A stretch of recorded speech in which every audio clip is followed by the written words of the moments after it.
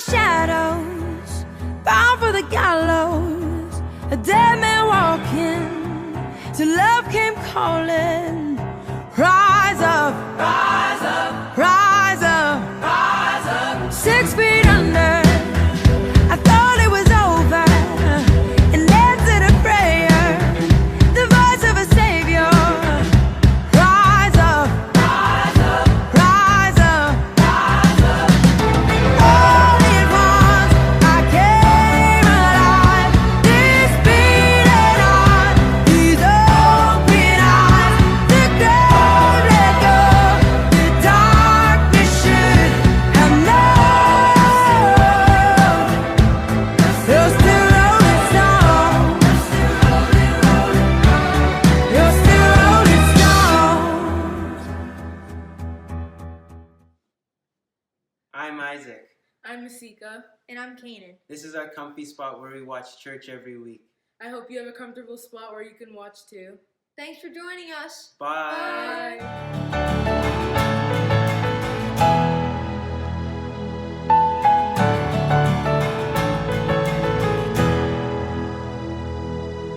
I'm just here for a few years, passing through in time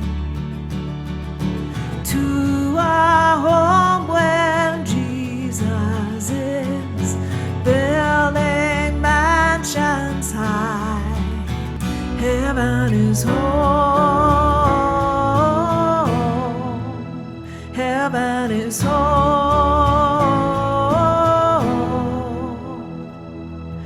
Running to the finish line for the victory prize, with a host of others like-minded for his cause. Heaven is home.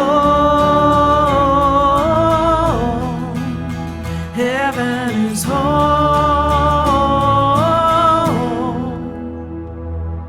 Streets of golden, endless lights, the presence of our God lives with us forever. No more tears, no more nights, we'll come and sing to God lives with us forever. Forever.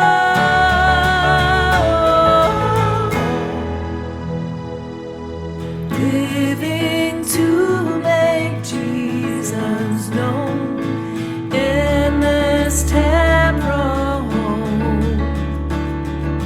just to leave a trail of hope, so the world will know heaven is home. Heaven is home. Streets of golden, endless lights, the presence of our God lives with us forever. No more tears, no more nights, we'll come and sing to God lives with us forever. Streets of golden, endless lights, the presence of our God lives with us forever. No more tears, no more nights, we'll come and sing to God lives with us forever. Whoa.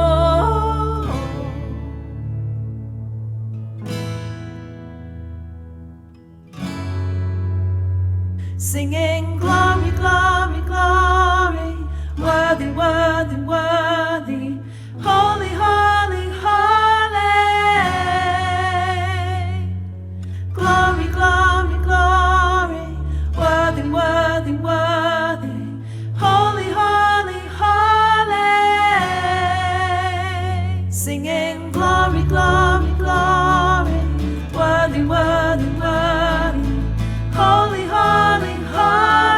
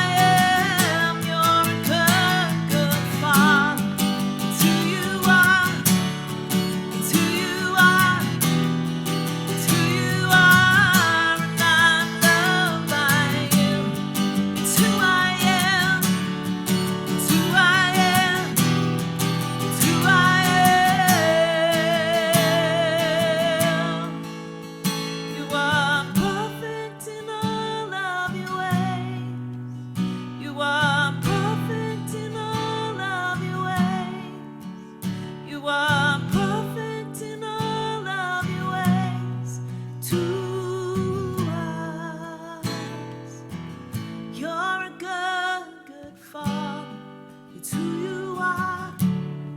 It's who you are.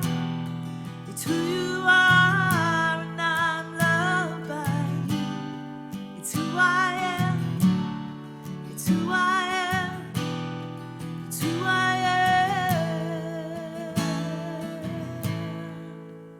Yeah.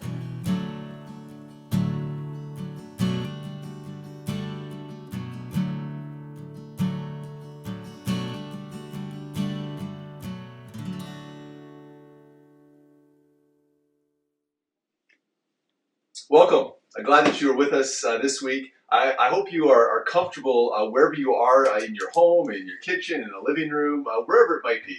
It's just great that you are joining us. You might be wondering, what's the deal with the shirt? A little bright, a little bit too over the top. Yeah, my kids are eye rolling right now as they watch, but don't worry, there is an explanation for this. We're continuing our series called Seeing the Big Picture, and if you're just joining us, it's a series where we're doing a very quick overview of the Old Testament with the hope of having us have a better understanding of what is the Bible all about? Like, what is it that God wants for us? And as we've seen week after week, it really comes down to this one thing: relationship. That God desires to be in a relationship with us. And what we see throughout the Bible is this unfolding relationship with God's people, coming to a place of choosing to follow Him or not. Now, this is a series where we cover a lot of ground. And so one of the added features, a bonus feature, is live Q&A, Sundays at 11:30 a.m.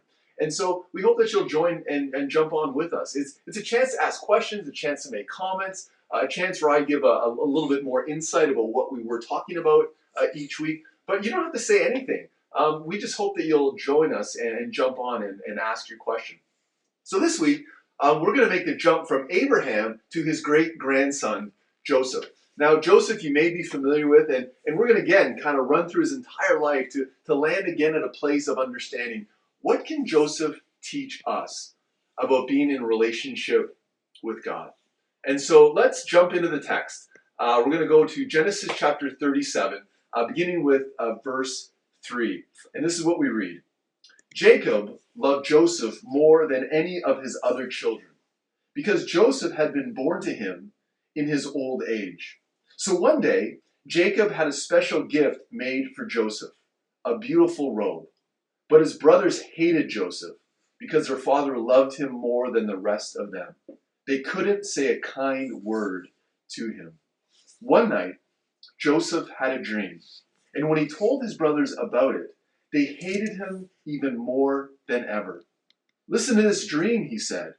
We were out in the field, tying up bundles of grain.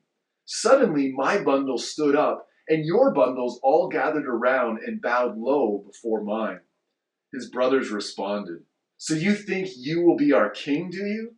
Do you actually think you will reign over us? And they hated him all the more because of his dreams and the way he talked about them. Yeah, great way to start. You see right off the hop, yet more dysfunction in the Bible. Again, reminding us that the Bible is so descriptive. It gets right to the core of the reality that the people who follow God are not always perfect individuals. But we see in this story the beginning of a greater story that is being told through the life of Joseph. And for me, when I look at the story of Joseph, I begin to realize one of the important features of any relationship, particularly our relationship with God, is trust. So what I'm going to do in a moment is I'm going to give you kind of a large overview of the story of Joseph, and then we're going to jump back in and start to see how can this impact our lives as well. It starts off that Joseph's brothers are completely, more than annoyed, they are angered. They hate him for two reasons. One is their dad favors Joseph more than anyone else. He bought them this beautiful coat. Maybe you've heard of it, a coat of many colors. You see the connection now? This is my shirt of many colors. I know, a weak attempt, but hey, I had to bust it out anyways. But then it gets even worse. Not only is Joseph being favored by his dad, but then he starts telling them dreams that he is having about how they are going to bow down to him.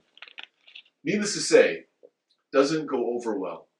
As you keep reading, they actually begin to plot to kill him. They soften a little bit as they look at a little bit of a side hustle and realize that they are going to sell Joseph into slavery. A group of individuals are passing by, and so they sell Joseph, and he is taken off to Egypt. They report back to their dad that, sorry, your favorite son is dead. A wild animal got him. Things are going bad for Joseph. But they start to look up. He is employed by a guy by the name of Potiphar. And Potiphar is a pretty important guy in the Egyptian world. He's a high-ranking army officer. And Joseph actually begins to do fairly well in Potiphar's home. And Potiphar takes notice of him and actually raises his ranks where he is overseeing everything in his home. You start to think, okay, maybe now things are starting to go well. The problem is Potiphar's wife also takes notice of Joseph. And it's not for his hard-working ethic. It's for his boyish good looks and charm. And let's cut to the chase. She basically wants to sleep with him. And Joseph resists and resists and resists. And she can only be rejected so long until one time she gets angry and frames Joseph, basically telling her husband that Joseph made attempts upon her, wanting to sleep with her. Well, doesn't take a genius to know that's not going to go over well with Potiphar. I don't care how well you clean the dude's house, you can't do that, even though Joseph was not guilty at all. Well, Potiphar, high-ranking army officer, not only is Joseph fired, he's thrown in prison where he's basically left to rot for 10, some say 12 years. But then he catches a break. You see, Pharaoh, the most important person in the land, the ruler of the land, is having this dream over and over again, and he can't figure it out. Someone remembers this guy wasting away in prison by the name of Joseph, who has the ability to interpret dreams. And so they bring Joseph in. Joseph interprets the dream of Pharaoh, essentially saying, listen, there's going to be 7 years of abundance, then there's going to be 7 years of famine. And so you need to plan accordingly. Well, not only is Joseph thanked, but he is promoted to the highest rank. Pharaoh basically says, you're my guy. You're going to be the one who is going to oversee all of my empire moving forward. Rather amazing turn of events. Well, more years pass. The years of prosperity come and then they go. And the famine begins to set in. By year 2, the famine goes throughout the entire land and even begins to touch other nations. The place where Joseph originally was from. And guess who comes a-calling, hat in hand? 22 years later, Joseph's brothers, the one who betrayed him, the one who sold him to slavery, are down on a knee in front of him, begging for food. Yet they don't know that it's their brother Joseph, but Joseph knows it's them. In many ways, this is like the climax of the story. This is where things are going to get interesting, but we're just going to put that aside for a moment and come back to it. You see, what I love about Joseph is that in the midst of his life, he begins to show us what life lived with God really looks like. Because Joseph ran the gamut. He had troubles, he had hurts, but he also had tremendous success. Yet what we see reoccurring throughout the story is how in the midst of it all, Joseph continued to trust in God. When we talk about trust, what does that look like? For me, it really comes down to this image. Trust means our willingness to walk with the other, not walk away from them. I mean, think about it in any relationship you have. When something happens, when something goes wrong, you have a choice to make. Will you continue to walk with that person, to stay in a relationship with them, or will you walk away? And we know that when you walk away from a relationship, the relationship doesn't survive. The relationship will not grow. I think the same is true when it comes to our relationship with God. In the midst of all of life, not just simply the hard times or the hurtful times, but also in the good times as well. Will we continue to trust God? Will we continue to walk with Him?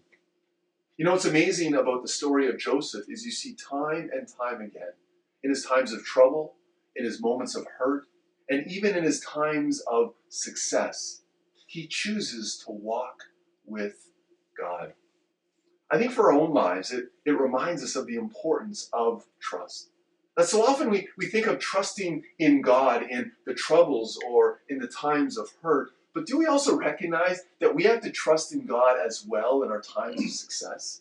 That we recognize that our identity, that our sense of worth comes not from what we accomplish, but ultimately in Him?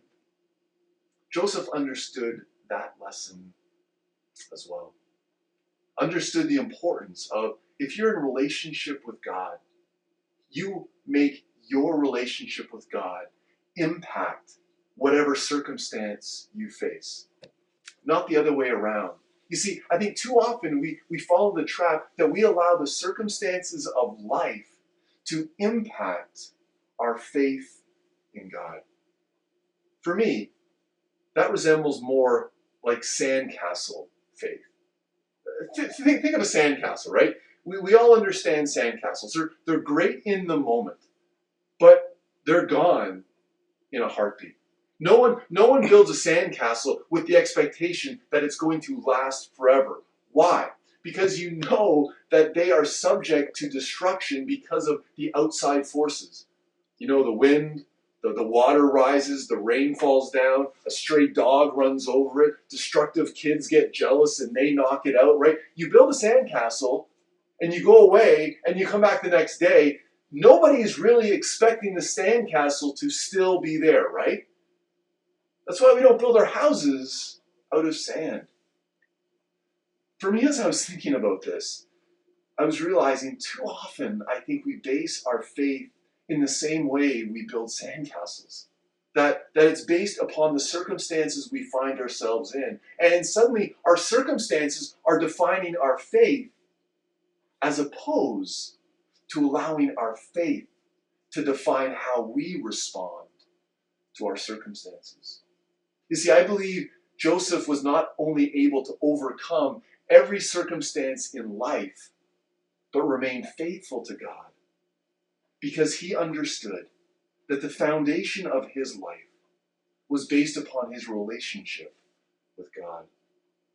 You jump into the life of Jesus, and he too uses this example. In Matthew chapter 7, he says, listen, build your house upon a solid foundation. He's speaking of himself. So don't build it upon sand, build it upon a rock. As we look to the very end of Joseph's life, there is this summary verse that in many ways speaks to the reality of just how Joseph was building his life upon God. It comes in Genesis chapter 50, beginning in verse 20. And it comes in many ways at the climax of the story. Joseph's brothers have returned. Now here is the opportunity for him to get even. How will he respond? And it's an incredible emotional event. Joseph forgives. He not only provides them with what they need, he summons them to come and to live with him. After 22 years of having to work through this hurt, Joseph was able to forgive. And at the very end, we see this interesting dynamic where his brothers are still worried that Joseph is going to get even. But then Joseph offers these words. Genesis 50, verse 20. It says, "You intended to harm me, but God intended it for good. He brought me to this position so I could save the lives of many people." In Genesis 41, there's this interesting reference where we're told the names of the first two born of Joseph's children. And both of them make reference to the reality of God. The very firstborn of Joseph was called Manasseh. It's a Hebrew name that says, God, help me forget my hurt. Now forget in the Hebrew language is more about removed. That God removed my hurt. You see, Joseph got to a place of being able to forgive his brothers 22 years later because he trusted in God. He believed that God was at work even in the midst of the terrible actions of his brothers. You see, don't believe the adage that time heals all wounds. Time, when processed with God, brings healing and forgiveness. So where do we land? What's our takeaway in the midst of all of this? Is Joseph simply a great reminder of how we are to walk with God? I mean, the amazing thing about Joseph is it does become very descriptive of how when we put our faith in God, when we walk with God and allow our faith to determine our response to everything in life, it shows how we are able to overcome our troubles, able to walk through our difficulties and our times of hurt, and able to not allow our success to completely overwhelm us, but to continue to trust in Him. But I love that verse at the very end, where it says, because of the actions, God put him in a position to serve and help others. Have you ever considered for a moment that when we remain faithful to God, that when we walk with God, He not only enables us to grow in our faith and to overcome whatever obstacles we come up against, but that God will actually use our lives for the benefit of others. There's so much more I could share with you in terms of application, in terms of practices of just how we can work this through. But our time is coming short. And so for Q&A this week, I'm going to unpack a little bit more. And so if you want to jump on and hear a little bit more, then join us 11:30 Sunday morning. The link is in the description. And we can talk through a little bit more of some of the application. Maybe you have other questions you'd like to ask, or maybe you just want to simply listen in. Now I realize that not all of you can jump on Sunday at 11:30, so here's the second offer. Send me an email. And if you have questions or you want to hear a little bit more of what is some more application to this passage, because we covered a huge chunk.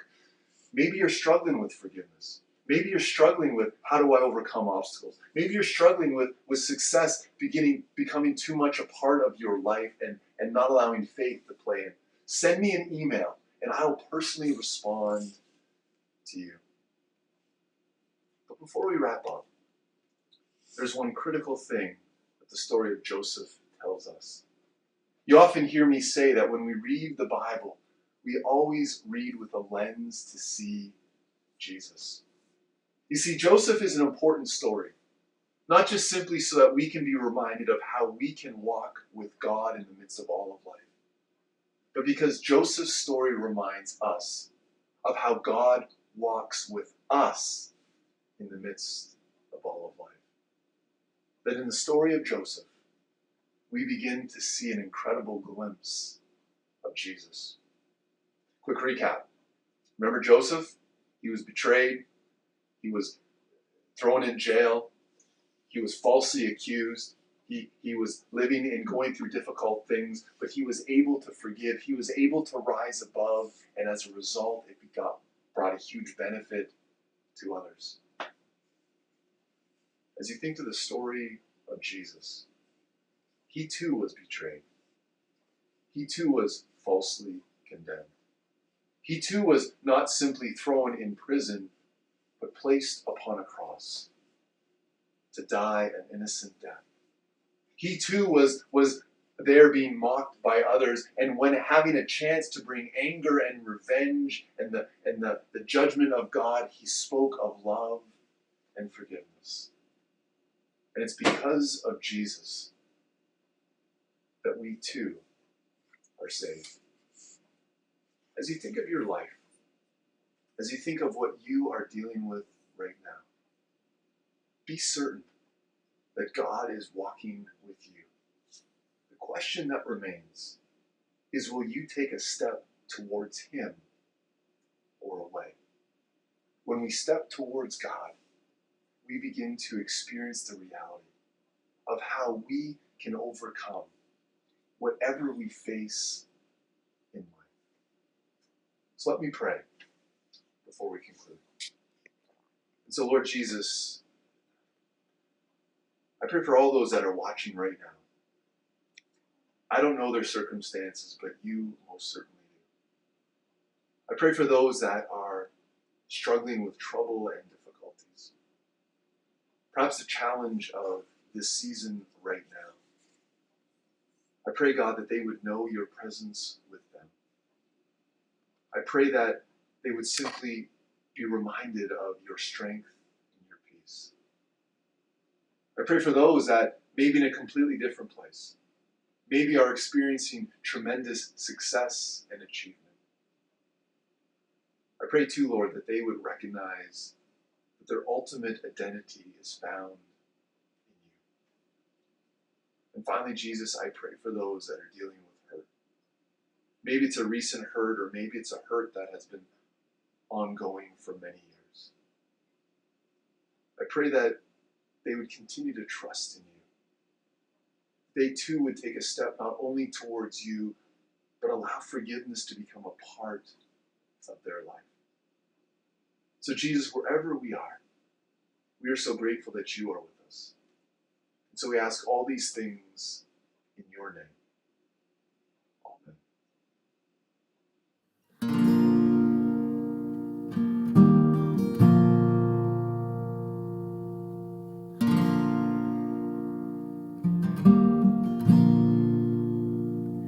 Lord, I come, I confess, bowing here, I find my rest.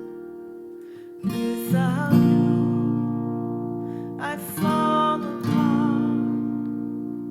You're the one that guides my heart. Lord, I need you. Oh, I need you. Every hour I need you. My one defense, my righteousness. Oh God, how I need you.